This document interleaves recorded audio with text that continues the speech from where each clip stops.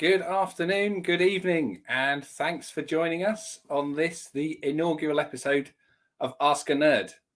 This is a collaborative production between myself, Tom Brimble from Green Plates, and Cecile Perra from Oravel, where we will be deep diving into the technologies involved in delivering zero emissions vehicles. Thank you to anyone that submitted a question in the run-up to the event. We'll be going through some of those.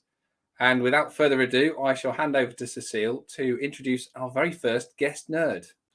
So if you work in battery and EV technology, I think you've got an idea that the BMS is a very important technology. But if I would have to explain what I can see everything here on the board, I think I would quite struggle. So that's why we have invited a nerd today. And our first guest ever is Umut Genç from eatron technology.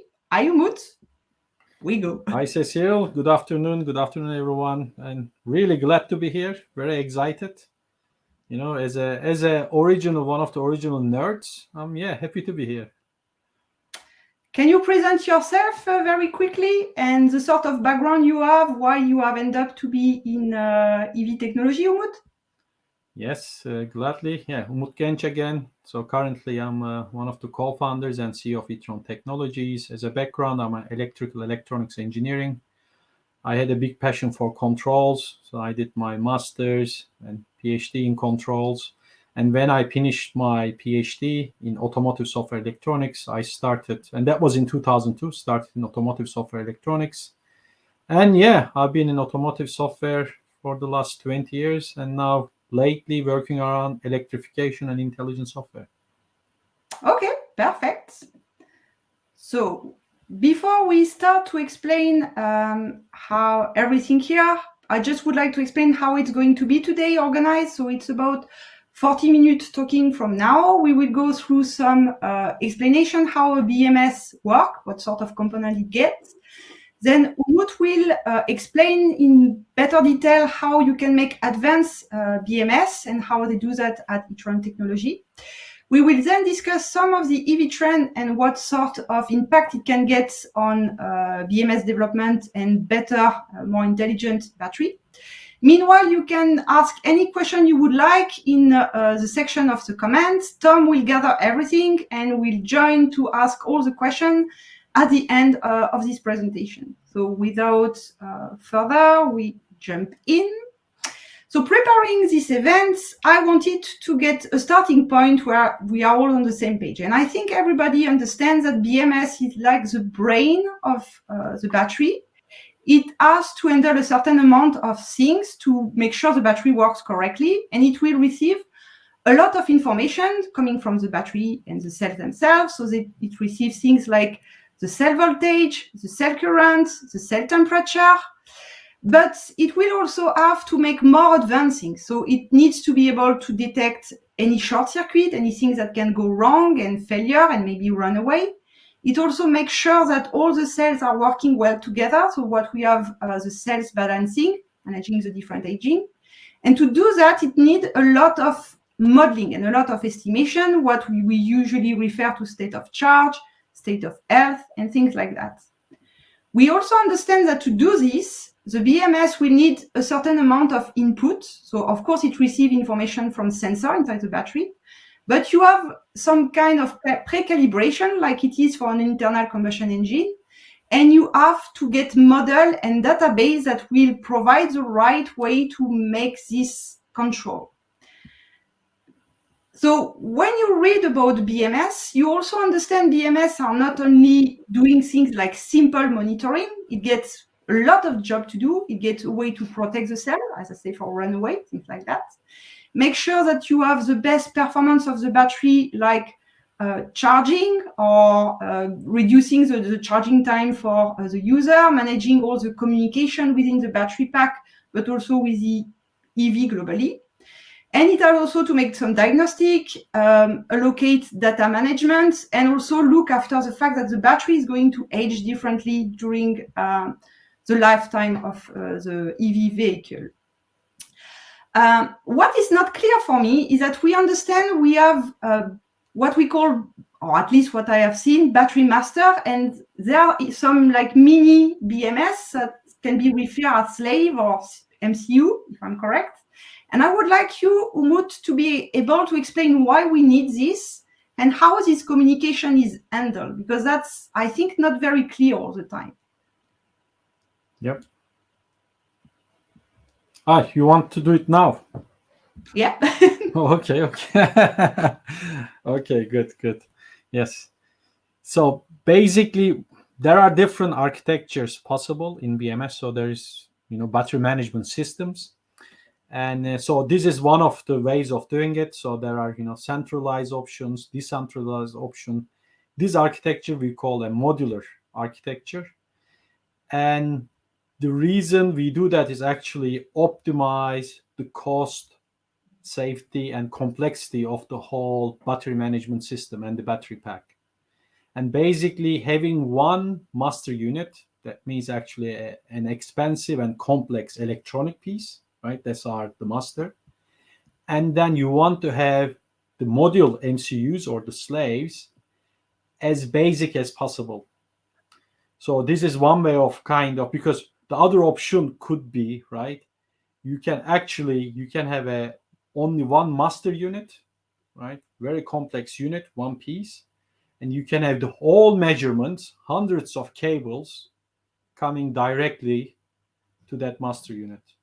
But that would, for example, will create a lot of cabling, and it would create some robustness and safety issues with the measurement, because every time, we develop a battery management system, later on we will discuss, but we also have to satisfy functional safety, right? All this hazard analysis and the technical safety analysis and the concept. So this way of doing it gives us a lot of efficiencies in terms of cost, in terms of cabling, and reducing complexity and keeping the electronic complexity in one master unit. And everything else, because you can have, up to 15, 20 module units. So they are quite simple, very robust. They don't even need 12 volts. I will tell you more. So this architecture really gives one of the optimum solutions for today's high voltage battery packs. And what about how they communicate? Does it mean each of these modules communicate directly to the BMS, or they communicate together? How it works? Yes. So communication is also another advantage in this modular architecture. So what we do is, so we use something called a daisy chain structure. So basically each board, right, is connected to the board next to it. So they are basically on a circular line together. And with that, you really minimize all the cabling, right? Instead of having a parallel line, you have this daisy chain. And the good thing about daisy chain, the communication is bidirectional. So even if one of the modules fail, you can still communicate with all the other modules through the rest of the daisy chain structure. So this is serial communication on a daisy chain structure. So this is quite optimal to reduce the number of cables. So when we prepare together this presentation, Umut, you have also explained that there are on the BMS different things. So there are things that are for the low voltage and things for the high voltage. Can you explain why you have this separation and what it means? Yeah. Now we are talking battery management system for high voltage battery packs, because there are also, the low voltage applications below 60 volts. For micromobility. But now let's assume that we have an exciting electric vehicle, right? This could be a Tesla, this could be a Taycan, this could be the VW ID4, ID3, all of that. Mm-hmm. And so when you have a high voltage battery pack, of course you have to take care of the high voltage side, right? But at the same time, BMS needs to do all the computation and all the microchip, and that, so the typical computational unit, right, it lives on low voltage. So everything we have on our, the mobile phones, the laptops, it's all normally is 5 volt, right? So it lives on the low voltage side. And the typical, some of the automotive people who join the call, typical vehicle architecture is also 12 volt, right? So you need to have this hybrid structure that can manage the standard vehicle electrical architecture. And on a passenger car is 12 volt. On a bus truck is 24 volt, right? So this is the old days, the usual vehicle. And that's the 12 volt is also the voltage you need for a lot of the auxiliaries, right? Like all the pumps and everything, the brake pressure, and so they all need this 12 volt stuff. So the left-hand side will handle the traditional EE architecture, and the right-hand side handles the high voltage you need for an electric vehicle. But when we put them together, Cecil, you don't have to put it together. When you put them together, actually, again, you create a better solution where you can do, because they're on the same board, right? They can share some components. And here we only use, I will tell you later on, but we only use one microchip. For example, in a design, you can have two separate boards. You can have an independent low voltage board. You can have an independent high voltage board. But then there will be a lot of, repetition on the boards when you use them separately, and the cost will go up. So this is, again, a good optimization to have everything on one board, and you save a lot of, components by doing that. So also preparing this, we had a look about the different components you have. So you have just explained, of course, we have things for low and high voltage. So of course you need to plug the input, the input. And you will also get both digital and analog plug. Yep. We have also seen that you have one single microchip. And like a computer, you will get all the stuff that goes around that. So you need allocate memory for this. You, of course, need to get a clock, like on a normal computer, to make all of this. Yeah. And you will have also some other things that are more or less complicated, like the CAN transducer or like the Pyro device. Can you explain some of this a little bit, what you think are more interesting or more important for you? Yeah. I mean, let's start from the middle. That's with the communication with the MCUs, really very strong, bright red square there. So this is actually how you connect to all the slave units through the, the daisy chain. And there, for example, if you look at it carefully later on, you will see that we have a dual redundancy. So normally you can only have two connectors there is enough to create the daisy chain, but actually we have four. So even there, because again, this is ASIL-C rated solution, right? And with functional safety. So you have redundancy also on the daisy chain. This is one good feature we kind of design. And for the newcomers, this is completely our own design. So as eatron, we design our own electronics, all the boards.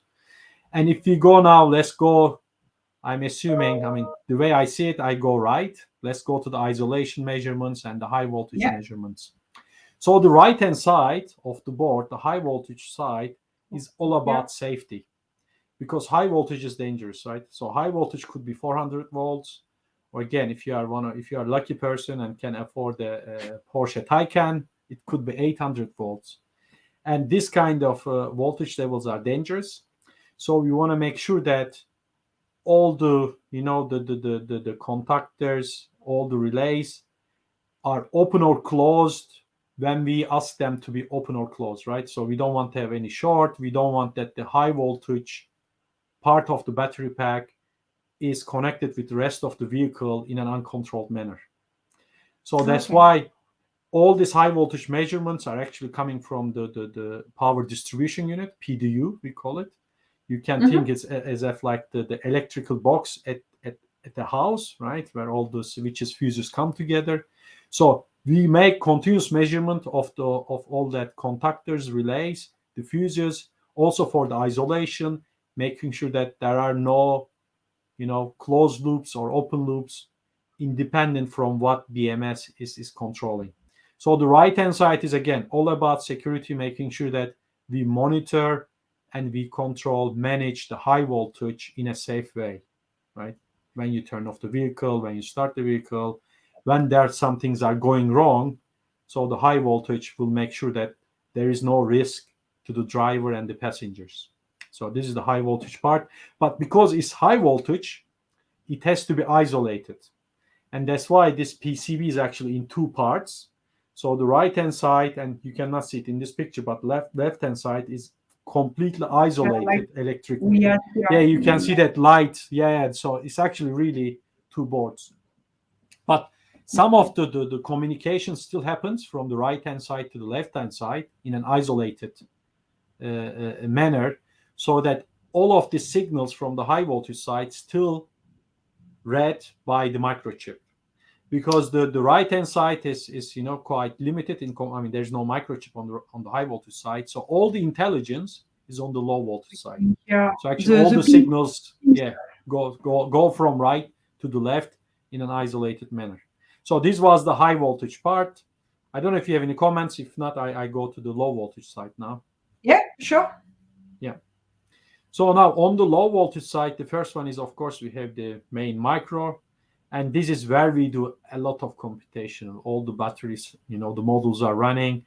Actually, we have very complex models. We will discuss later on more, but we run, the Kalman filters. Actually, we run dual Kalman filters. These are complex estimation algorithms that you also use in a plane and things like that, or in a rocket. So it's quite complex, and it's good to estimate very accurately, the things that you cannot directly measure. Then, of course, because the brain is on the left-hand side, you have the control, conductors and relays, both for, managing the PDU, as well as, for example, pre-charge circuit, because the micro controls everything. So, and then the CAN you have the CAN transceiver, and that's needed to connect to BMS with the rest of the, all the other ECUs, because in a vehicle we have several brains, right? There's not a single brain. So it's talking with the vehicle control unit and everything else. So this is done through the CAN receiver. One thing later on people can ask, but the current measurement, it's also measured, because I also asked this question myself to the technical team. By the way, I should tell everyone, although I'm a nerd, I'm not the BMS expert, right? I used to be a controls expert. So I asked the team, where is the current measurement? So the current measurement comes from the CAN, through the CAN receiver. Okay. And then we got the typical digital IOs, analog IOs to communicate with the rest of the vehicle system. And the last one, I think very interesting and quite, I think, unique to our design, is the Pyro Driver. And I think we are all familiar with it from the airbags.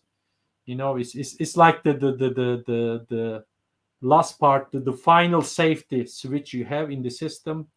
And having the Pyro Driver as part of the BMS actually reduces also some of the cabling, and also increases the safety, because it's sitting next to the micro. And the Pyro Driver works when there's an accident. So you mean like a fuse, if it detects there is a problem, then it shuts down? It's a little explosive. You really burn it. Then it auto-destroys itself, if I can say. I mean, it doesn't, of course, destroy the whole. You cannot destroy the whole battery pack, but you disconnect it.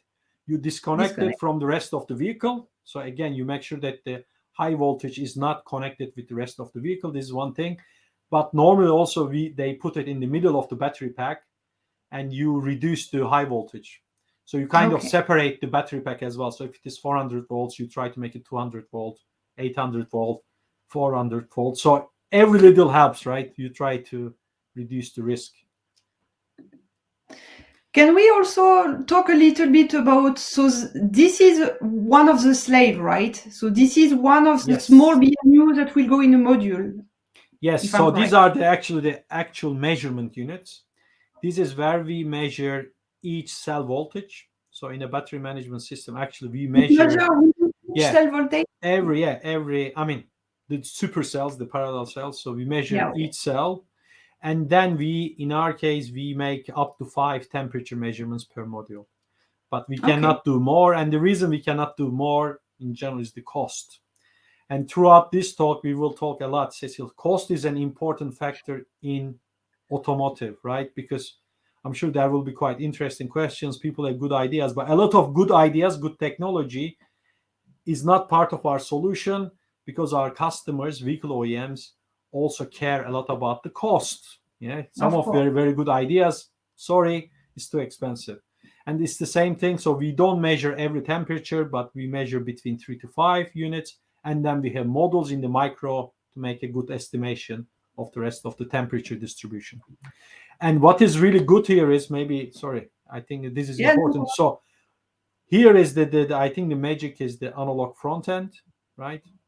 And so this is so it's not a micro, but it makes all the measurements. It's kind of does the ADC. And this is a very, very precise, highly accurate ADC conversion, but it doesn't need a voltage supply. It doesn't need 12 volt. It's actually being supplied by the cell itself, by the battery itself. Okay. And this is connected through the isolated SPI or through the daisy chain stuff. So this again, very, very optimal solution. Yeah, very low energy and very low cost, robust, very highly precise measurement unit. So it's extremely well designed structure. Yeah, electronic board. So now I would like to talk, you talk because I don't know nothing, a little bit more about your BMS star. What makes your BMS relatively and your approach very different from anyone else? I know at least. No, thank you. So basically, so far what we discussed, we kind of discussed the fundamentals, right, of a battery management system, the master, the slave. Here, what I'm showing you, actually kind of the BMS that can cover your needs for the next 5-10 years, because we have.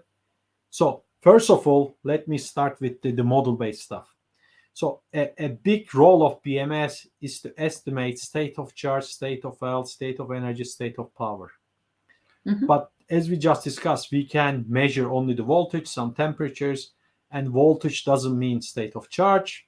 So actually you need some electrochemical models to kind of deduce or predict the state of charge. This is one thing. But also we need an estimation of the aging mechanism of the cells, because as we use them, they age, and that means there is some capacity loss. So all of that things we do using some complex models. We run them in real time, right? So that gives you very high accurate state of charge, state of health. And why is that important? Well, first of all, it is very important to keep your battery pack safe, right? If you don't know your state of charge accurately, if you don't understand how much capacity loss as you use the battery, it doesn't happen immediately, but give it a few years down the line, right? And I think you shared a nice post about this, I think the bus in fire. So as you got aging and loss of capacity and your SOC windows change, if you don't know this accurately, you lose performance, and after a while, you might also lose safety. So it's very important to have this accurate stuff. So we can give 1% accuracy. So that means we can get, the error is around 1%, so 99%, close to the real number, we can do that. But then we have cloud connectivity. So our battery management system has digital twins in the cloud. It's already designed with that. And we can run even more complex models in the cloud, making sure that what is running in the BMS is accurate all the time. And I'll show you, we can do some predictive diagnostics. So we already offer cloud connectivity that enables further personalization, localization of the BMS. And a lot of the battery management systems today, they don't have this cloud and digital twins directly connected to what is running in the car. So we have that one. And we use some AI machine learning to make sure that your BMS, so if you have a BM star in your electric car, Cecile, our BMS will learn how you drive. So it will learn your usage profile. Yes. It will learn your local traffic. Yes. And some parameters, not everything, will adapt to you so that you have better performance, more life, and actually more safety from your battery pack. So that's why we need our cloud and AI, right? So you mean that if you would compare this BMS star between someone living, I don't know, in the mountain and someone living close to the sea, maybe they will end up. No, not maybe. It will be, some parameters will be different, and it is self-learning. It will learn in time with that, and so that's important. But it is not learning in 2 days. Again, I'm telling this for people, because it's not like a mobile phone, right? But it takes in months. It will learn. But a battery is in the field for 8 to 10 years. So we have time. And really, we care about this learning after 2-3 years even more, because you will have more impacts from aging. And the last but not least, on the right-hand side, the bottom is all the industry standards, right? So we develop according to ISO 26262, functional safety, ISO 21434, AutoSAR, ASPICE. So there are a lot of standards, and some of them I always use that term, boring standards has to be done. And we do that. Yes. But these are the key differentiation there. So very advanced BMS. And this is one example I think you shared. And so here, this is one of our advanced features where we use digital twins in the cloud together with advanced models running in the BMS, in the vehicle. And RUL means remaining useful life. So estimating remaining useful life of a battery pack is very, very important. Yeah, RUL. And why is that important? First of all, and it is very important for the vehicle OEMs, right?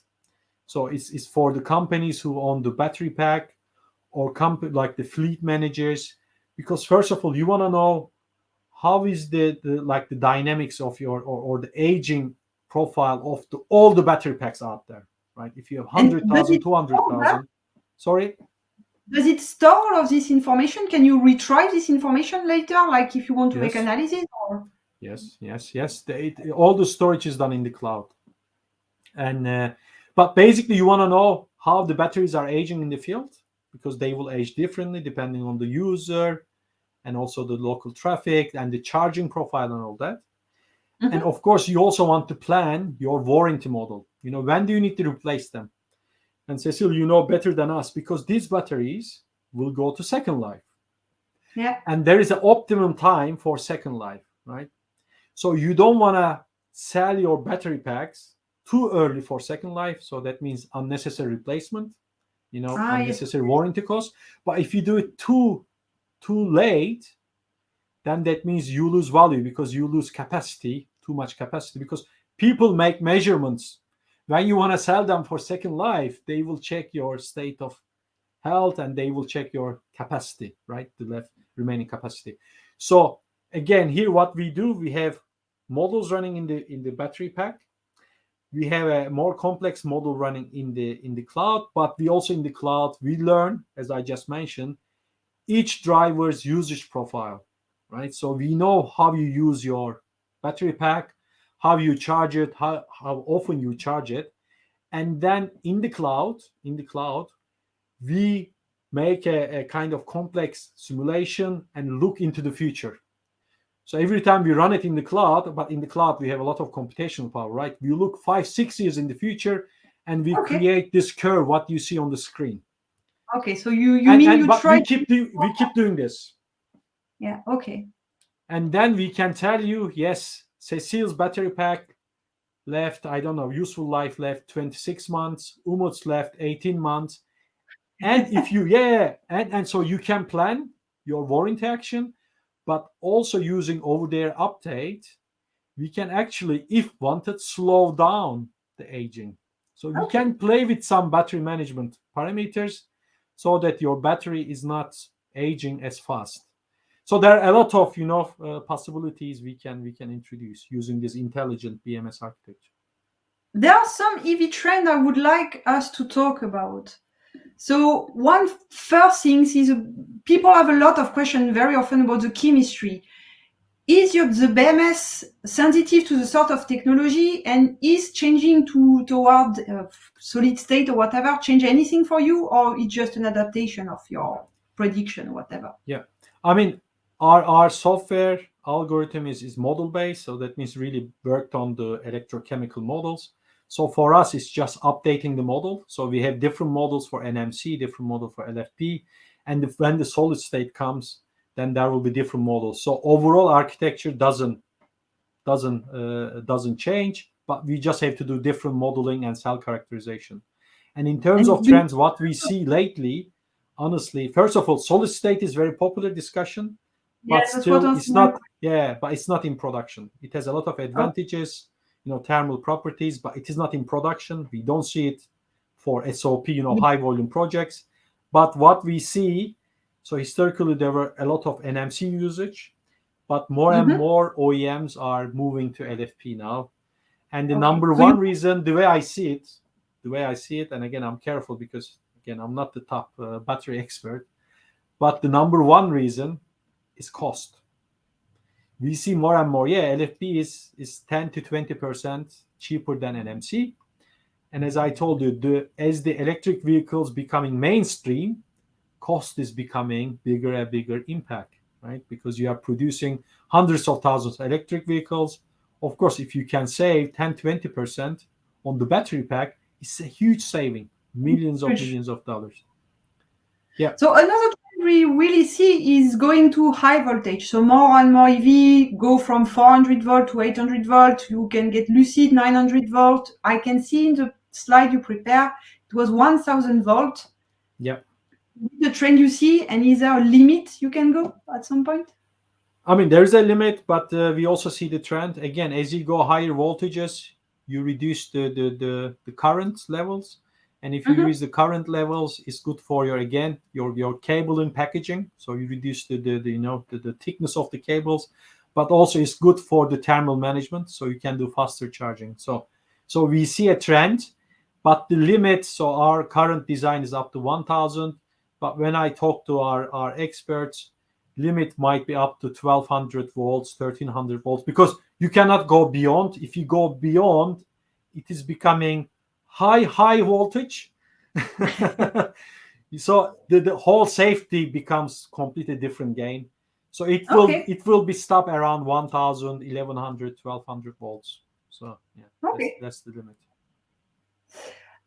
Something important is that at this moment, a lot of people talk about the shortage in chip and semiconductor, and you are working for a piece of electronic. Is that affecting you, and what do you think about that? Yes, it is affecting us more and more because now, I mean, luckily we are getting more and more projects, and some of the projects we get is high volume, both is HV, and there we see that kind of securing the semiconductors is getting more and more difficult, and you have to wait sometimes months and months, or you have to use some big customers, because if you have a big vehicle manufacturer supporting your program, then you can get it. But no, this is definitely affecting us. But the way we design our BMS architecture, as I told you, for example, we need only one microchip. That's definitely helpful. But we are also affected. Everyone is affected at the moment with this crisis. Another trend very popular for BMS, we see some OEMs thinking about wireless BMS. I think GMC say they will do that. Lotus talk about also wireless BMS. What do you think? No, idea is good. I think it has a lot of advantages. But normally what's happening within our analysis, this is wireless BMS or centralized BMS. They have special chips for each cell. You can do a lot of exciting stuff locally for each cell. All of these good solutions, the number one problem is cost.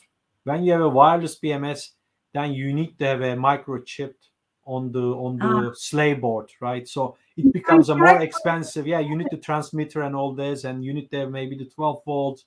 So it becomes more complex. And as I told you, the slave board is used, 10, 15 of them each battery pack. So you want to keep your slave board as simple and as cost effective as possible. So all these good ideas, I think they will be used, but at the moment, no, it's too complex, too expensive. It's not coming yet in mainstream. You talk a lot about the cost very often.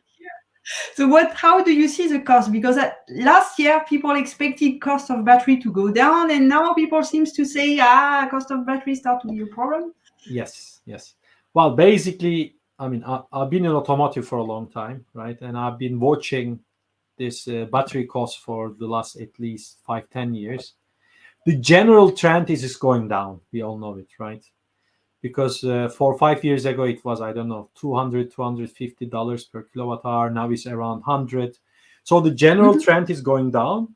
But this is the general trend. Now let's talk like a nerd. But then we see secondary dynamics, right? So there are secondary and the third quarter harmonics coming in. And the problem is the raw material, the supply chain problems. Because what happened with the COVID and all this crisis. So now the cost of the raw material is going really up, right? All these rare earths and the metals and everything. So in the next few years, I think the trend there will be plateau maybe, or the going down will slow down. But in the midterm, it will continue. But you are right. For the next few years, we might see limited reduction in the battery cost. So I think it's time now to get some questions from the audience. I hope, Tom, you had some interesting questions. There's certainly been a few. Thank you, Cecile. There's a couple that have appeared in the chat. I think we'll lead with the ones that we were sent before the event. So there's a couple here in the same theme around collection of data on the packs and how you use the data effectively. So we mentioned the thermal incident of the bus in Paris as an example. Is the data rate of the data that you're sending over the cloud sufficient for doing sort of post-event analysis, or is there a kind of flight data recorder within the BMS for looking at data after events?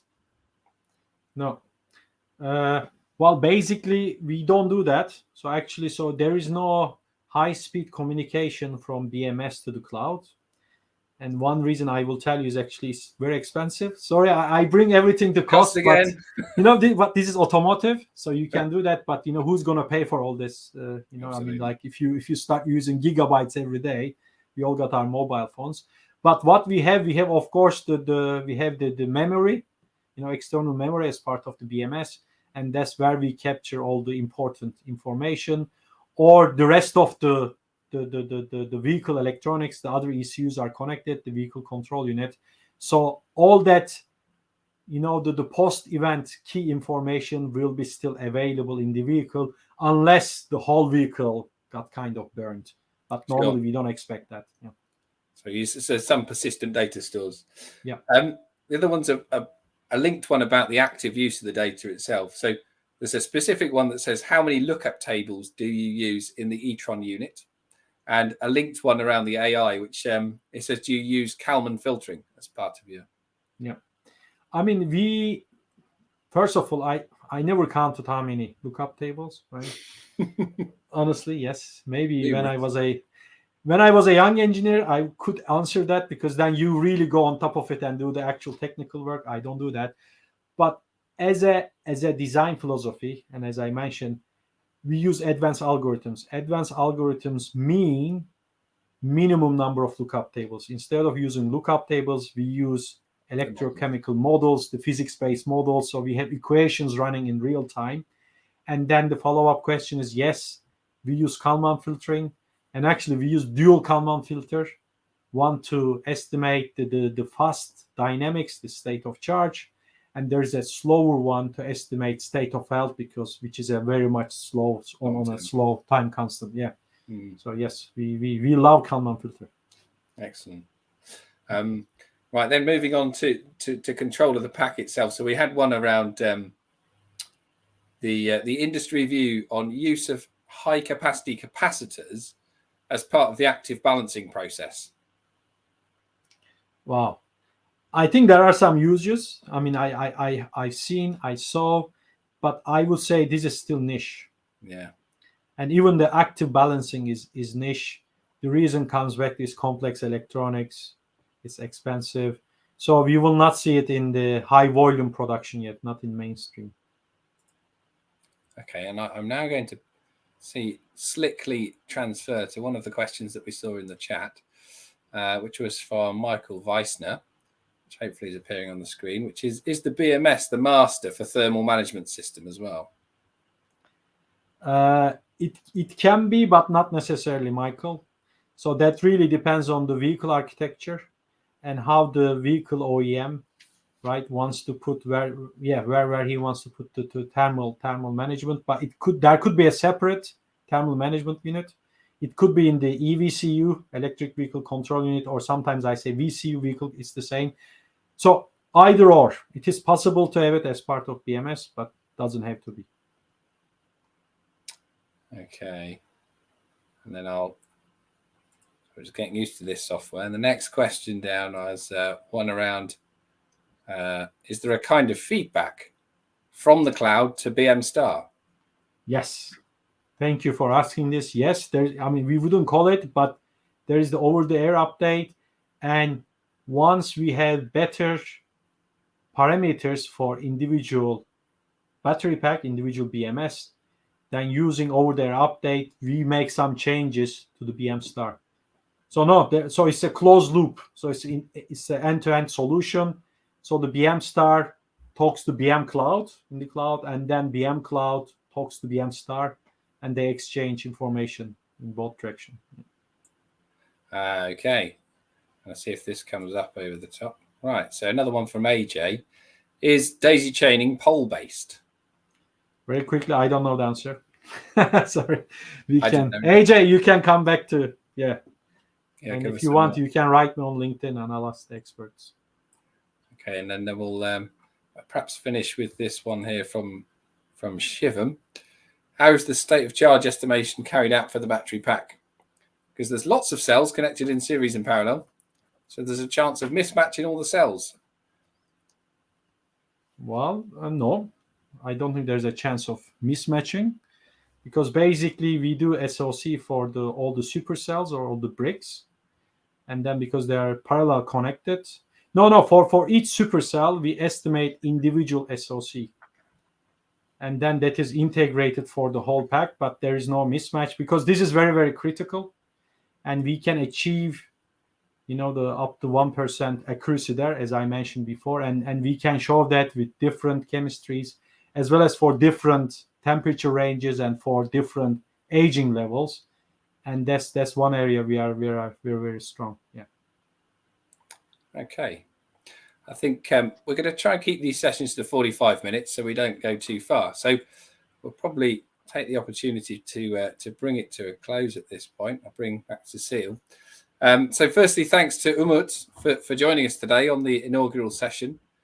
I think it's been very interesting, enlightening for me, certainly, and hopefully those in the audience have found it useful as well. Thanks to Cecile for supporting the questioning. Cecile, you're on mute. It's the first event we are running. It's still very difficult. I hope we can make that better for later, but it's very difficult for a first event. Thanks, Umut, to be our first guest. It's big. That was a great session. I enjoyed, also quite challenging, but thank you. Fantastic. And we'll send out a link for further feedback. It's the same one for asking questions on the session. So if anybody's got any suggestions about how we might improve these going forwards, or any particular people you'd like to hear speak as well, then do let us know. We'll be adding this recording to YouTube shortly. It'll be in the next day or two, hopefully. So anyone who's missed some of the content will be able to go back and catch up with that. And then finally, sorry, Cecile. Don't hesitate to connect also on LinkedIn. I mean, if people have questions they have not dared to ask to Umut or whatever, I'm sure he would be happy to receive many questions. No, please. Yeah. And you have also quite a lot of jobs open, because I can see your company is growing a lot. Also make sure. Yes, definitely. We always look for some good BMS engineers and software people. Excellent. Perfect. So we'll be coming back again in 2 weeks' time for the next session of Ask a Nerd, where we'll be discussing electric machines with Matt Bloomfield from Lotus. So hopefully we'll see you all then. Thank you. Bye, everyone. Bye. Bye-bye. Thank you very much. Bye now.